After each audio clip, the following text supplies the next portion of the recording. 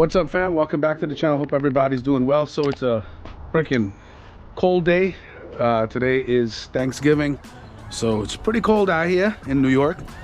What I'm doing today is I am, as you can see from the intro, I am replacing the shock absorbers on this truck. This is a 2021 Ram 2500.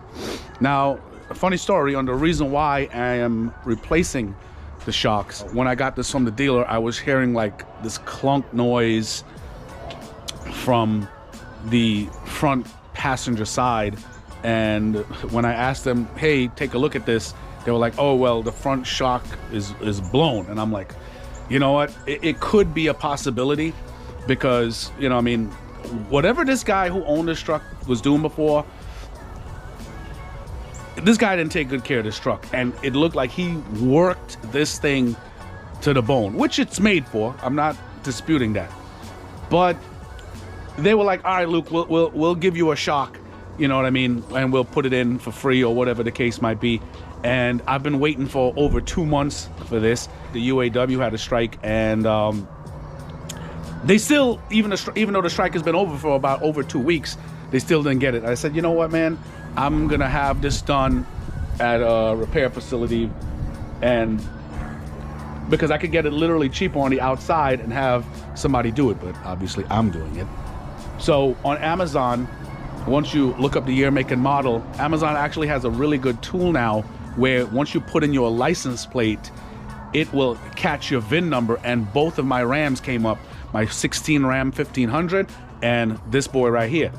And once they get that information, it will give you like direct part replacements. And the first option that came up was from a company called Rough Country. Now, I'm familiar with Rough Country. They make pretty good stuff, and it's very affordable. The front pair and the rear pair, it's $100 per pair. It's really not bad. Guys, it literally took me about, I would say, 10 to 15 minutes. I already did the front, and you don't need to take your wheels off for this. All you need to do is cut the wheels at a certain angle to provide you with a little bit more leeway or room underneath the truck. Now, the fronts, I think the front shock absorbers were, I think, 0 to 1.5 inches. That is the I guess the amount of travel or whatnot, because I'm using this the stock height. So obviously the rear and the front, the rear is a lot higher than the space between the wheel and the front. So there'll be links in the description to the type of shocks that you need. Now guys, in the future, I'm probably gonna put wheels and tires on this. Rough Country carries a bracket. So let's say you wanna use a leveling kit in the front of the truck and you have the shocks that are already put in, you can just take off the bottom bolt. They have a bracket to increase the height of that shock, so you don't have to go buying new shocks with more travel, so to speak. The ones for the rear, I think it's a 0 to 4 inch travel. As I said, Amazon, you'll get everything. And what I did was I actually called Rough Country to confirm the part numbers and if it was the exact replacement part, and it was. So Amazon is, they gotten to a point where it's pretty spot on. And just to do the front shocks, parts and labor, my brother has a friend who works at a shop, and it was like about roughly 500 bucks. I'm like, dude, you crazy. The fronts cost me, as I said, $100, and it took me about half an hour to finish everything. Let's call it, if you're not good with your hands, let's call it, and you don't have good tools, let's say an hour for each front and rear. So you're gonna be, you know, 2 hours to do everything. But I digress. So what happened was, on Saturday last week, I replaced the front shocks, and I was still getting that clunk. Guys, you wouldn't believe, I've been racking my brain over this for so long. Like, I'm talking about, if I go over any, it doesn't even have to be a bump. If there's any slight undulation in the road, you will hear doom, doom on the passenger side, almost like it feels like the drive shaft was hitting. And you know what the problem was? I actually figured it out myself.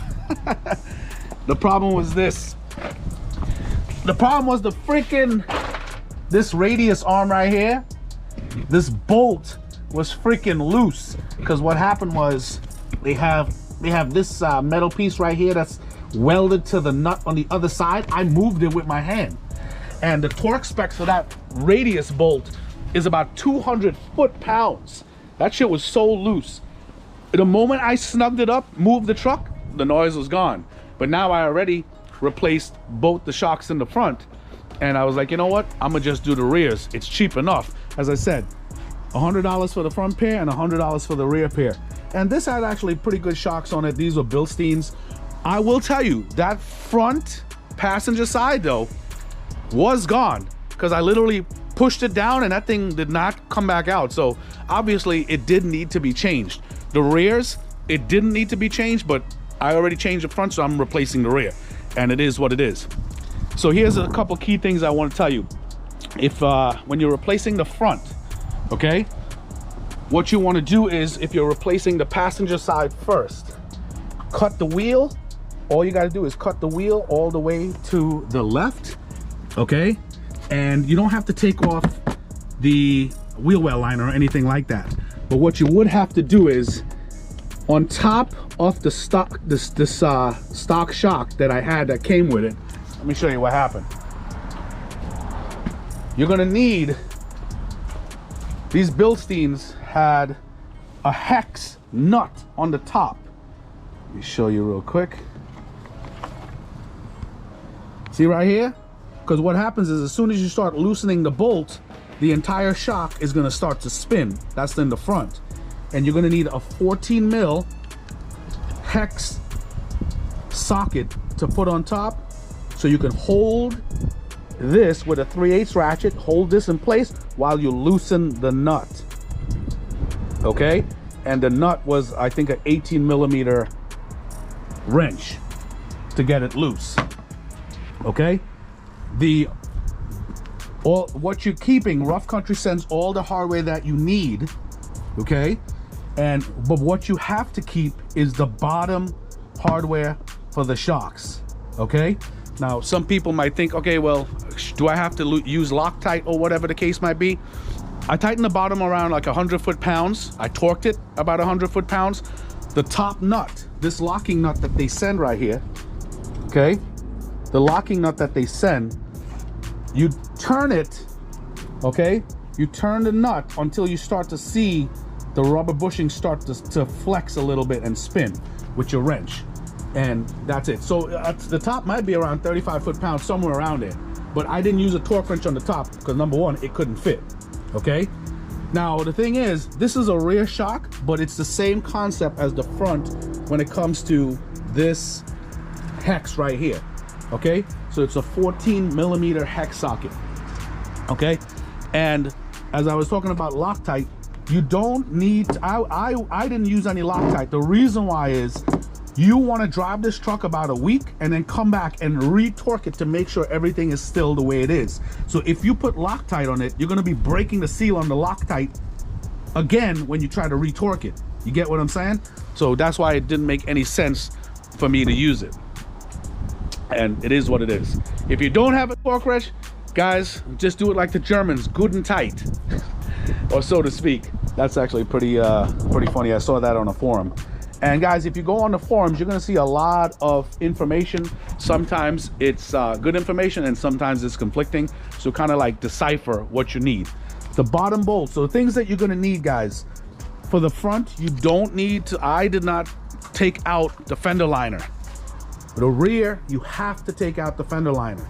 And it's a combination of, I had to use a combination of like 7, 8, and 10 millimeter sockets. That's just, I don't know, man. That's just the way it is. Just figure out what you got to do. I'll show you right here. So you got to take out these 1, 2, 3, 4, 5, 6, 7, 8, 9, 10, 11. And this side seems pretty consistent, but the other side, I had all types of freaking different bolts that I had to take out. Now, once you take out the fender liner, you're gonna see the shock right here. Now, the shock is a little slanted on the rears, okay? The front is straight vertical. This is slanted, but it's the same concept. Now, for the rear, I did not need, maybe I got lucky, but I did not need to use this hex socket on the top of it. The fronts definitely had to use use them for both. Okay, I'm hoping I didn't miss anything. Oh, also the fronts, they actually have a pretty good tool on that bottom bolt. On the fronts, there's a piece of metal welded to the bolt, and what that metal does, let me show you here real quick. It's actually pretty cool, but for some reason they don't have it to the rear.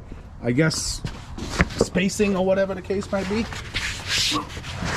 But I just want to show you this real quick.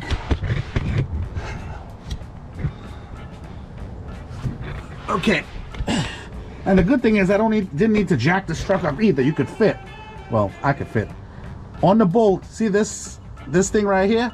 It's welded, and what that piece of metal does is when you start tightening the head of the bolt right here, the nut, once it starts to spin, this piece of metal is going to hit this metal surface on the bracket over here and stop the nut from spinning.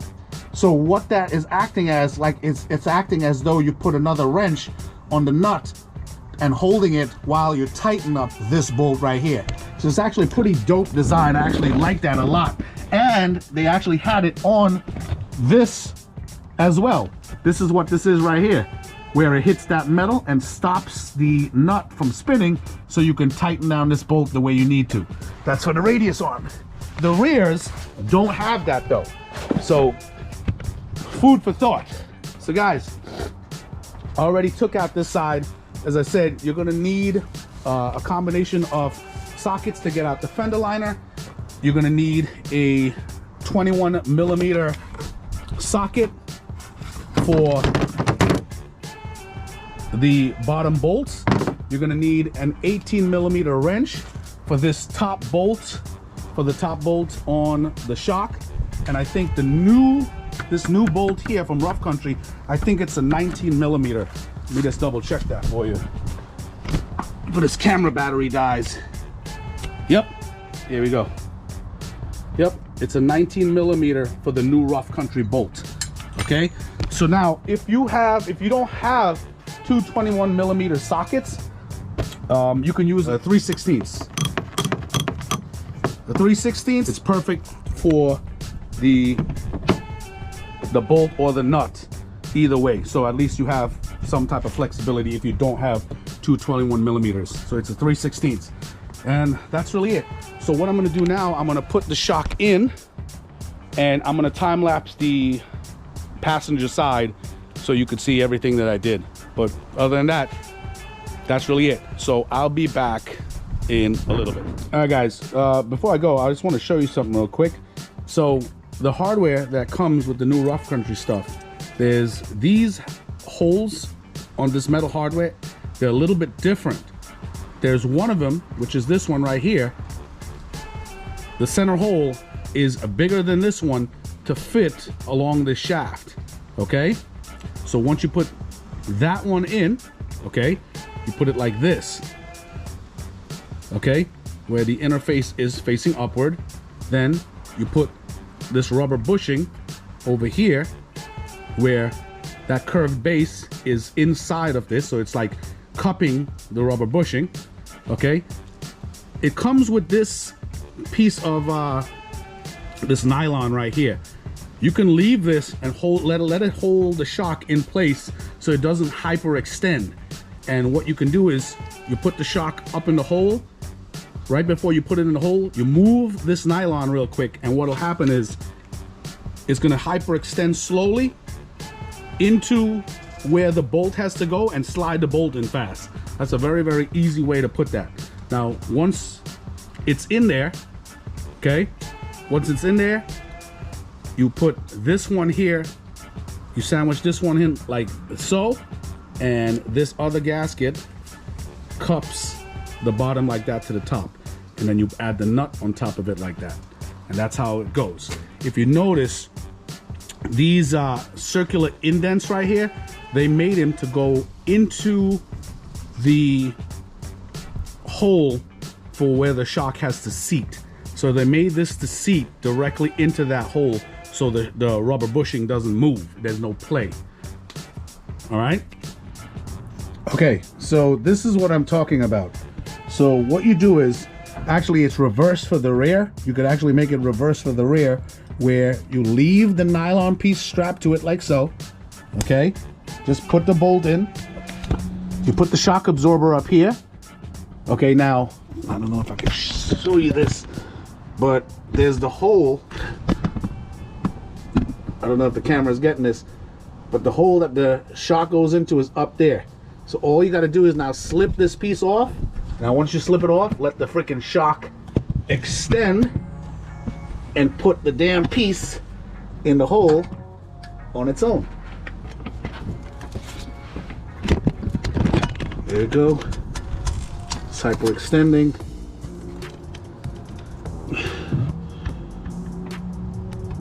Hopefully this camera is catching it. And it's in there. And it's gonna hyperextend in the hole on its own, and just shake it and make sure the bushing is in there.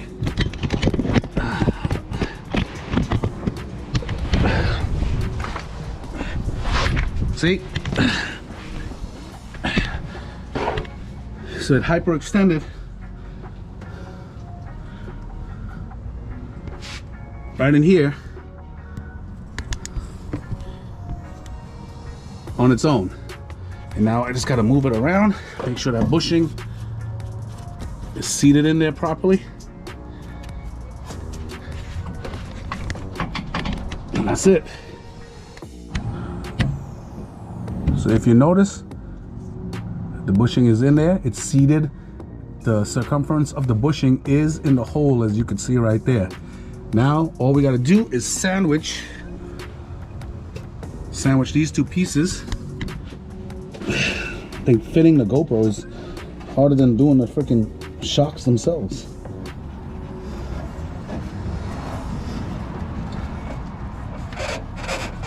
There you go. There you go, and that's it right there. There's one. Then you put this in here to hold it down. It's two.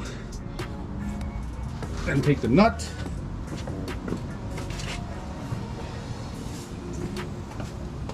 And they actually give you extra nuts, guys, so don't sweat it.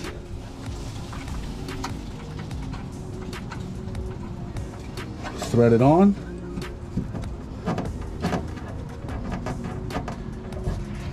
Now I would tighten the top first, and then you go ahead and tighten the bottom afterwards.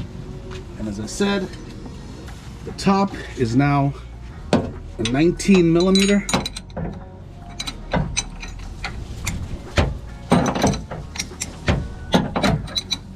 You're gonna see it tightening and compressing that rubber bushing. Now once that starts to move the bushing itself, that's when you know you gotta stop.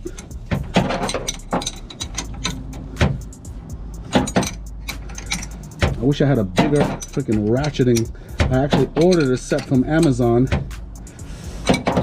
Bigger ratcheting wrenches, because I only have up to like 17 millimeter. I don't have a 19. This would have made that so much easier. So now what's happening is the shock is starting to spin, okay, as I'm tightening this. So I'm gonna have to use something to hold up here the tip of the shock in order to spin this bolt, because it's starting to spin. Okay, give me a second. I'm gonna use I'll use a pliers or a wrench. Might be able to work. The rough country is a little bit different. Yep, it's gonna work. The rough country is a little bit different than the Bilstein. So this is what I'm gonna do. So I'm gonna put this, I'm gonna twist this like so.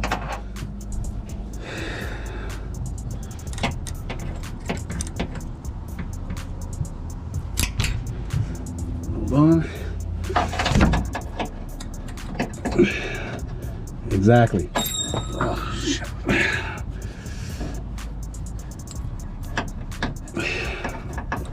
You're gonna understand what I'm doing soon enough. So I'm gonna let this metal piece right here, let it hit against this metal piece, and now I can use I could just spin the bolt now.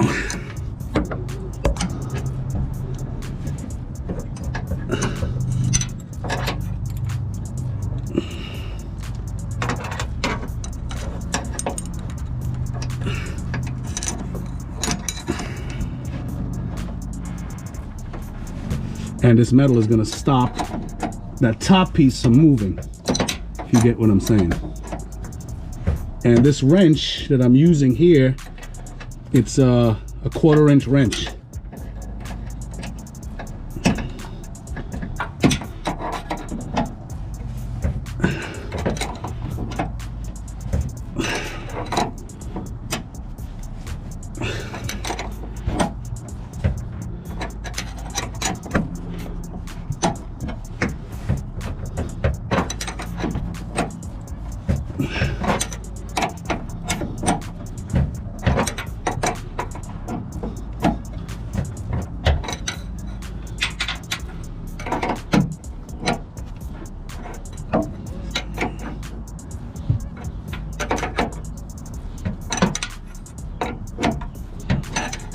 Perfect idea.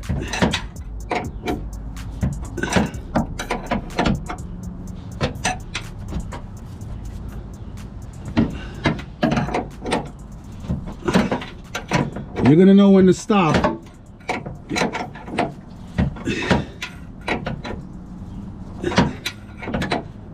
Yep, there we go. It's gonna get so tight, you're gonna see the bushing itself start to flex. That's when you know you got to stop. Okay? And now, you just tighten the bottom. Tighten the bottom, torque it to around 100 foot-pounds. This right here, you can just burst it or cut it. You can just cut this and that's it.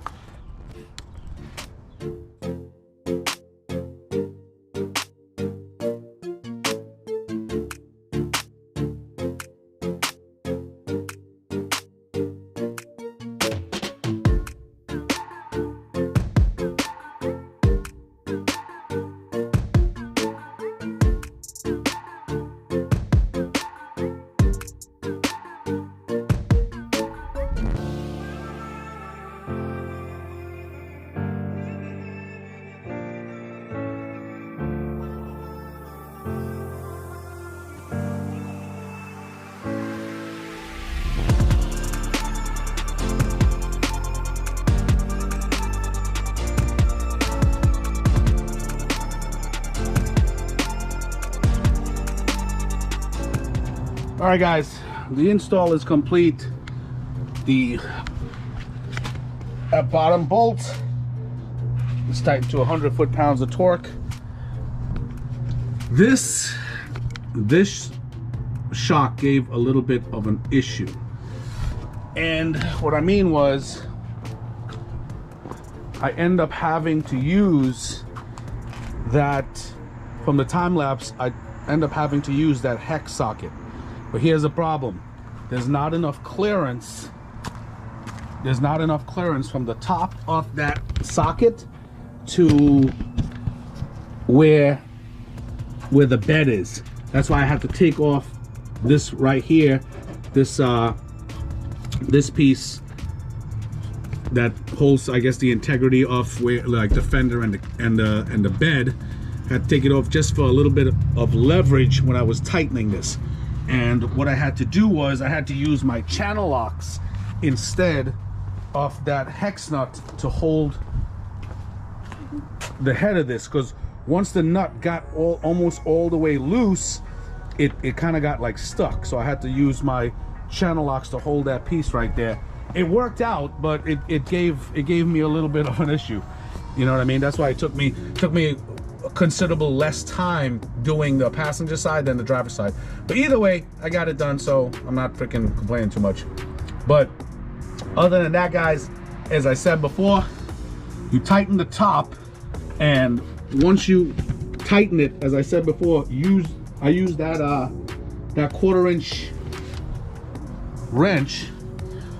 Where the hell it went?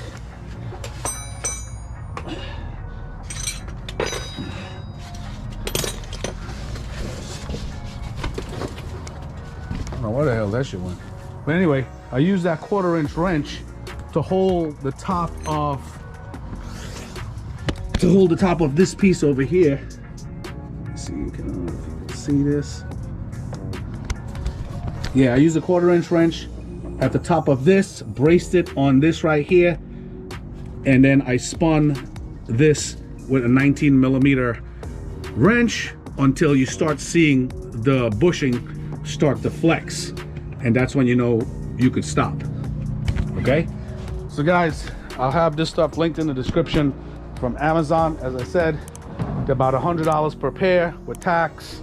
You're looking at a little over $200, maybe $210 for both, for front and back. But you know, I mean, it's really not a bad deal. I guess that's really it. All I got to do now is put back on the fender liner, and we are done for the day. But other than that, guys, definitely like, subscribe, comment, let me know what you think. And as I said before, if you had to pay somebody to do this, you're going to be paying a lot of money. The parts, it's not much, but they're going to jam you up for labor. Okay, so once again, the bottom I tightened up. I didn't use any Loctite because after a week I'm going to be checking it again. So the bottom, I tightened it at 100 foot-pounds of torque. The top, tightened it to around where the bushing, as I said, you'll see it start to flex to turn. Okay, make sure, guys, when you release the shock to go up inside of the hole, make sure you look in the hole to make sure the bushing is seated properly in the hole, and you're pretty much straight. So guys, thanks for tuning in, and I will talk to you guys soon. Take it easy.